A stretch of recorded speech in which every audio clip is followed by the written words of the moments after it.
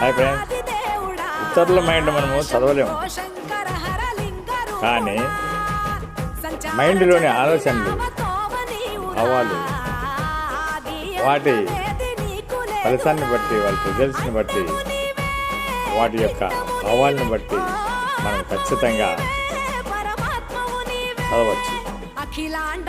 ఒక 4 కారణాలు ఒకటి చూద్దాం. ఒకటి బాడీ లాంగ్వేజ్ అంటారు. ఫర్ ఎగ్జాంపుల్, ఐ కాంటాక్ట్ ఎట్లా ఉండాలి? స్ట్రైట్గా ఉండాలి.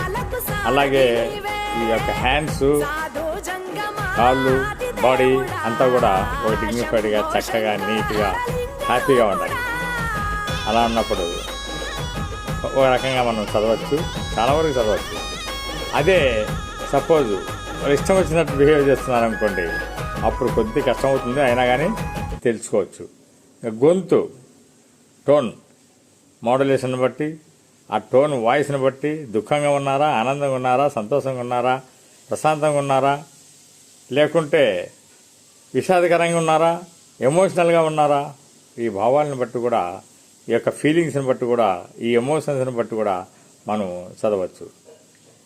నెంబర్ 3, ఎప్పుడు కూడా ఎంపతి, సానుకూల పరిస్థితుల్లో ఉండి ఇతరులను ఏ విధంగా చూస్తున్నారు, ఇతరులతో ఎలాగ బిహేవ్ చేస్తున్నారు, ఇతరులతో ఎలాగ మెలుగుతున్నారు అనే దాన్ని బట్టి సమాజంలో మనం వాళ్ళ యొక్క మైండ్ని చదవచ్చు.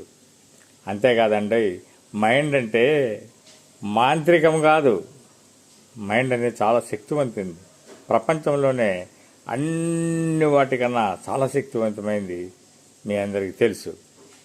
అలాంటి మైండ్ మంత్రికం కాదు. దాన్ని మనం ఎప్పుడూ కూడా ఆలోచనలతోనూ, భావాలతోనూ చదువుతాం, గుర్తిస్తాం. లైక్ చేయండి, సబ్స్క్రైబ్ చేయండి, షేర్ చేయండి. Thank you so much.